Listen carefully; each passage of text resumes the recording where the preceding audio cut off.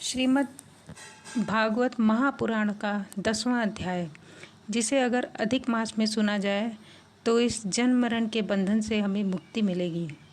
तो आइए शुरू करते हैं 10वां अध्याय। बड़ा सुख सागर, 10वां स्कंद, उत्तरार्ध।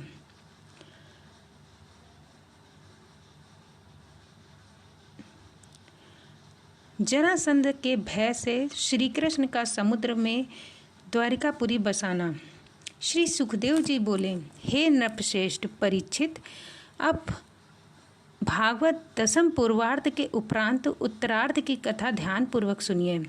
पूर्वार्ध के 41वें अध्याय में जो जरासंध की चर्चा मैंने तुमसे की है, अब वहीं से इस कथा को हम फिर से आरंभ करते हैं। उन्हीं दिनों जब जरासंध के अत्याचारों से प्रजा बहुत व्याकुल थी, भगवान श्री कृष्ण चंद्र ने यादवों की रक्षा, यदुकुलों को बचाने के लिए बहुत से यादवों को साथ ले समुद्र में प्रवेश किया और समुद्र में बहुत दूर जाकर वहां उन्होंने एक बड़ा ही सुदृढ़ किला बनवाया, नगरी बसाई और उसका नाम द्वारिकापुरी रखा। इधर मथुरा में वे कंस को पहले ही मार चुके थे, परंतु जरासंध जो कंस का ससुर था वह और ही बहुत दुखदायी हो गया।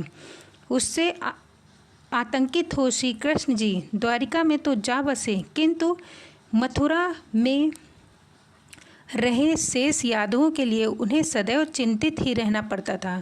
उधर कंस की दोनों विधवा पत्नियां, जिनका नाम अस्ति और प्राप्ति था, जो जरासंध की पुत्री थीं, अपने पिता कंस के मारे जाने से अत्यंत ही दुखित थीं और वैधव्य के शेष जीवन को ऐसे अति कठिन कष्ट से व्यतीत कर रही थीं, जिससे उन्होंने पिता के घर में निवास करना अच्छा समझा और चली भी गईं।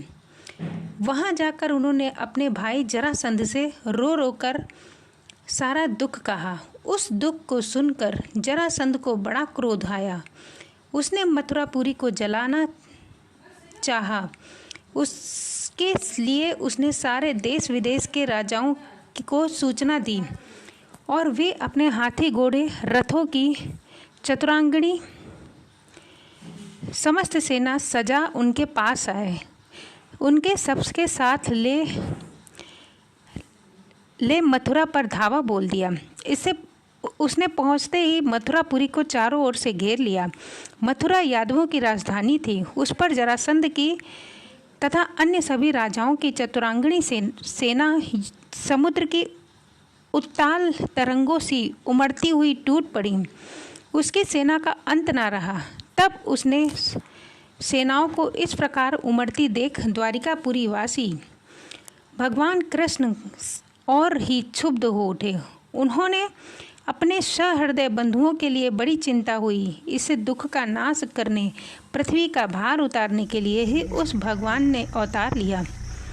उन्होंने सोचा, पहले इस सारी सेना का संहार करूं या जरासंध को मारूं। निदान उन्होंने जरासंध की सेना को ही मारने का विचार निश्चय किया, क्योंकि पृथ्वी का भार यह सेना ही है। इस कारण उन्होंने पहले उसे ही मारना उचित समझा, क्योंकि सोचा यह संपूर्ण राजाओं की सेना एकत्र करके लाया, अतः बारंबार ऐसा अवसर नहीं मिलेगा। मैं यहीं बैठे बैठे ही सबको मार डालूंगा। एक को कहाँ कहाँ ढूंढता फिरूंगा, जबकि पृथ्वी का भार उतारने, सज्जनों की रक्षा करने और दुष्टों का विनाश करने के लिए ही मैंने अवतार लिया। तब निश्चित होकर मुझे ये कर्म करना ही चाहिए। जब जब पृथ्वी पर अधर्म बढ़ता है, तब तब उसे नाश करने और धर्म की स्थापना करने के लिए मैं अवतार लेता हूँ। श्री सुखदेव जी बोले, हे राजा परीक्षित, भगवान श्री कृष्ण ऐसा विचार कर ही रहे थे कि उसी समय सूर्य के समान कीर्तिमान ध्वजा कवच से सुसज्जित सारथी सहित 2 रथ शीघ्र ही आकाश में वहां उतरे।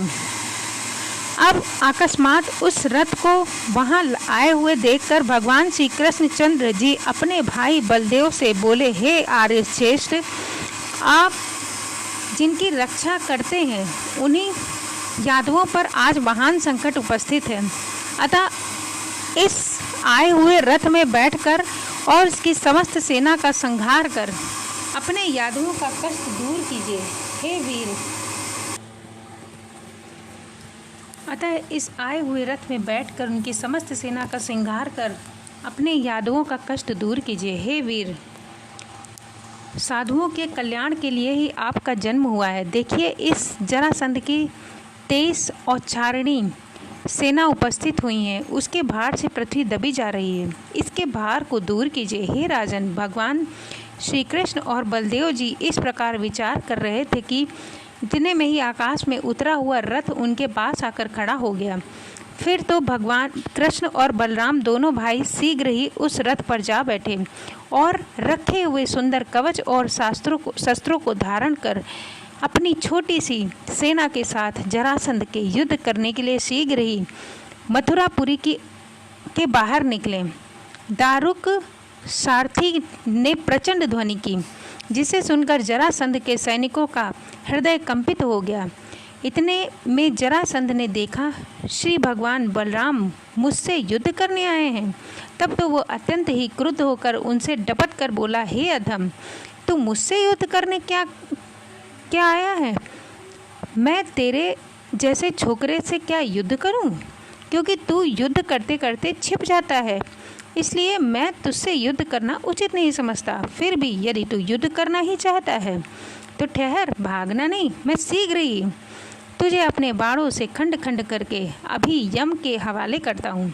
हे मूर्ख कृष्ण, अब या तो संग्राम के बीच में मैं ही रहूँगा या तू ही।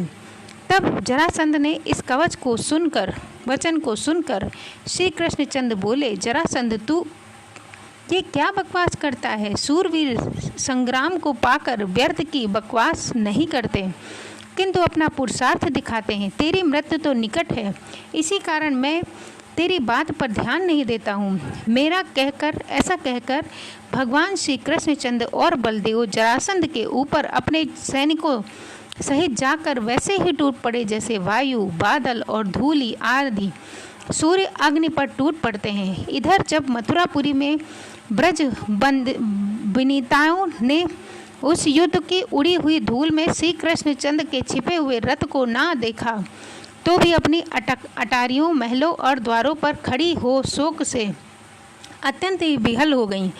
उधर युद्ध छिड़ गया, बाणों की भयानक वर्षा हो रही थी। जरासंध के सैनिक बड़ी वीरता से कृष्ण के सैनिकों को मार रहे थे। तब उसने अपने बंधुओं को अत्यंत आहत देख श्री कृष्ण जी ने बड़ी वीरता से अपना धनुष बाण चलाना प्रारंभ कर दिया। देवताओं से पूजित प्रत्यक्षा से निकले बाण शीघ्रतापूर्वक जलंधर के वीरों का प्राण हरण करने लगे। बात ही बात में कटे हुए रथ, हाथी, घोड़े और वीरों से सारंग भूमि पट गई। उनके शरीर से निकले हुए रक्त से उड़ी हुई धूल शांत हो गई, रक्त की धारा बह चली। फिर तो बारंबार हाथी, घोड़े, मनुष्य के कटते रहने से जो भीषण रक्त प्रवाह हुआ, उससे जो नदी की धारा बढ़ी, तो उसे वीरों की खंडित भुजाएं सर्प के समान बहती हुई दिखाई पड़ती थीं। वीरों के खंडित सिर उसके बहती हुई धारा में कछुए के समान जान पड़ते थे। मरे हुए हाथी टापू के समान और मरे हुए घोड़े घड़ियाल के समान उछलते हुए दिखाई पड़ रहे थे। वीरों की लंबी लंबी भुजाएं और जंघाएं मछली के समान तथा केस सेवार के समान दिखाई पड़ रही थी। हे राजन, उस नदी की वेगवती धारा में वीरों के खंडित शस्त्र इस प्रकार बह रहे थे कि मानो वन के झाड़ झंखाड़ बह रहे हैं। वीरों के शरीर के आभूषण उस रक्त की धारा में कंकड़ पत्थर के समान बह रहे थे। युद्ध इतना भीषण हुआ जैसे कभी नहीं हुआ था। महातेजस्वी बलदेव जी अलग ही संग्राम के बीच में अपनी मूसला युद्ध से मार मार कर रक्त की नदी बहा रहे थे। उन्हें देखकर कायर भयभीत हो जाते, किंतु वीरों को आनंद होता है। श्री कृष्ण जी इस समय दुर्मुठ शत्रुओं को मारकर समुद्र समान दुरस्त और भयंकर जरासंध की सेना का नाश कर रहे थे, जिसके लिए यह एक साधारण सी बात थी। यह वासुदेव के पुत्र, जगत के ईश्वर श्री कृष्ण और बलदेव के लिए विशेष पराक्रम की बात न थी, क्योंकि अत्यंत गुण वाले भगवान श्री कृष्ण अपनी लीला से ही तीनों लोकों को उत्पन्न, पालन और संहार करते हैं। तब भला उस श्री कृष्णचंद्र के लिए जरासंध को मारना कौन से आश्चर्य की बात थी। फिर भी मनुष्यों को अनुकरण करने के लिए उन्होंने ऐसा आश्चर्यमय कर्म किया। बहुत देर तक इस प्रकार युद्ध होता रहा। जरासंध की सेना नष्ट हो गई, स्वयं बहुत भी थक गया। जब उनके केवल प्राण ही अवशेष रह गए, तब उस बलवान को जैसे कोई सिंह दूसरे सिंह को पटकता है, वैसे ही बलदेव जी ने दौड़कर पकड़ लिया और उसे वरुणा पास तथा मनुष्य पास में लपेट कर बांधने लगे। परंतु अभी और भी काम लेना था। ये कहकर श्री कृष्ण जी ने बलदेव जी से उसे छुड़वा लिया। जब फिर समय त्रिलोकीनाथ श्री कृष्ण और बलदेव जी ने उसे छोड़ दिया, वह लज्जित होकर मन में विचार करने लगा, अब घर जाकर क्या कहूँगा, उसके वन में चलकर तप करूँ। फिर तो वो चुपचाप वन की ओर चल पड़ा। चलते चलते जब कुछ दूर तो गया तो मार्ग में ऐसे राजा लोग मिले जिन्होंने राजनीति की बातें समझाकर घर को लौटा दिया। फिर वह मगध में अपने घर को लौट आया। उधर श्री कृष्ण बलदेव शत्रुओं की सेना को मार अपने साथियों सहित मथुरापुरी में आए। देवताओं ने आकाश में फूल बरसाने उसकी प्रशंसा और स्तुति की। श्री कृष्ण जी मथुरा निवासियों से मिलकर बहुत प्रसन्न हुए। सूत, मागध और बंदी जन उनकी विजय की यशोगान करने लगे। सारा नगर उत्सवमय हो गया। अब सब जगह फेरी, तुरही, बीणा, बांसुरी और मृगदायनी बाजे बज रहे थे। मार्ग में छिड़काव हो रहा था, पताकाएं लगाई हुई थीं और जहाँ जहाँ ब्राह्मण वेद ध्वनि कर रहे थे, उसी प्रकार श्री कृष्ण के शुभ गमन में घर घर बंदरवान टांगे हुए थे। मथुरापुरी अत्यंत ही शोभायमान लग रही थी। नगर में स्त्री पुरुष श्री कृष्ण के ऊपर फूल, दधि, अक्षत और अंकुरों की वर्षा कर रहे थे। स्त्रियां स्नेह से प्रफुल्लित हो नेत्र भर श्री कृष्णचंद्र को देख रही थीं। उसी समय युद्ध क्षेत्र में आए हुए सूरवीर राजाओं के बहुत से धनुषों के एक बड़े गट्ठर को लाकर श्री कृष्ण ने राजा उग्रसेन के सामने रख दिया। उसे देख और समाचार सुनकर राजा उग्रसेन बहुत प्रसन्न हुए। पश्चात कुछ दिनों का अंतर दे देकर जरासंध अपने साथ 23 और चरणी सेना लेकर 17 बार मथुरा पर चढ़ा, परंतु मथुरापुरी श्री कृष्ण से ऐसे रक्षित थी जैसे उनका कोई वश ना चला और वो लौट गया। जब वह आता श्री कृष्णचंद्र यादवों की सेना साथ ले उसे मार भगाते, परंतु जब वो 18वीं बार आना ही चाहता था, उसी समय देवर्षि नारद का भेजा हुआ काल यमन नामक अद्वितीय योद्धा अपने साथ महामेलच्छ और अत्यंत भयंकर 3 करोड़ मेलच्छों के साथ लेकर मथुरा पर चढ़ गया। उस मेलच्छों की मोटी मोटी भुजाएं, लंबे लंबे गले, मैले दांत, भूरे केश और धुंधली जैसी लाल लाल आंखें थीं। उन मेलच्छाओं ने आकर मथुरा को चारों ओर से घेर लिया। नारद जी ने कहा, यादव तुम्हारे समान हैं, तुम लोग इससे युद्ध करो। इससे दुरात्मा काल यवन को आया देख श्री कृष्ण जी बलदेव जी के साथ ले उस कष्ट पर विचार करने लगे। उन्होंने उस समय काल यवन को दूसरा कंस ही समझा, क्योंकि वे नारायण रूप हरि भगवान और ईश्वर ही हैं। उन्होंने सब कुछ ज्ञात हुआ, इससे कुछ भी छिपा नहीं था। तदपि ये सब कुछ नर लीला कर रहे थे। उन्होंने बलराम जी से कहा, हे भाई, ये काल यवन तो बड़ा बली जान पड़ता है। उसने आकर हमको घेर लिया है। अब तो कल और परसों तक जालंधर भी अवश्य चढ़ जाएगा। यदि हम इधर युद्ध आरंभ करते हैं तो उधर कहीं बीच में जालंधर न चढ़ाए, फिर तो ये हम सब भाई बंधुओं का संहार कर डालेगा। और यदि यह नीच ना मारा गया तो सबको बंधक बनाकर नगर में ले जाएगा, क्योंकि ये बड़ा बलवान है। इसलिए अब ऐसा उपाय किया जाए कि जैसे कोई मनुष्य ना पहुँचे, ऐसा स्थान में अपने जाति भाइयों को रखने के लिए एक किला बनवाकर उसमें इन सबको भेज दिया जाए।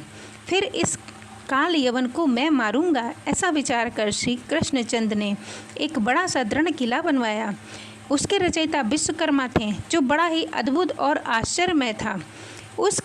वह किला क्या था? ये संपूर्ण नगरी थी। उसने राजाओं के रहने, घूमने, टहलने योग्य बड़े बड़े बाजार, गली और चौक बने हुए थे। बीच बीच में स्थान बनने के लिए जगह जगह छोड़ दी थी और उससे यथाकथा कल्प वृक्ष और लता युक्त फूलों के बाग लगे हुए थे, चित्र विचित्र फुलवारी थी। सुवर्ण शिखर से आकाश को स्पर्श करने वाले स्फटिक मणि के ऊंचे ऊंचे महल बने हुए थे, जिसमें ऊंचे ऊंचे द्वार थे, और उस नगरी में घोड़े के बंधनों, अन्न भरने के लिए घोड़े, लोहे और पीतल को रखने के स्थान के लिए थे। नगर के ऊपर सुवर्ण के कलश ढक्कन किवाड़ों के रूप में विराजमान थे, जिन कलशों से नगर की बड़ी ही शोभा हो रही थी। उस समय पदराग के शिखर थे, वहाँ पृथ्वी की मरकत मणि से बनी हुई थी। इस प्रकार शोभित सुवर्ण के ग्रह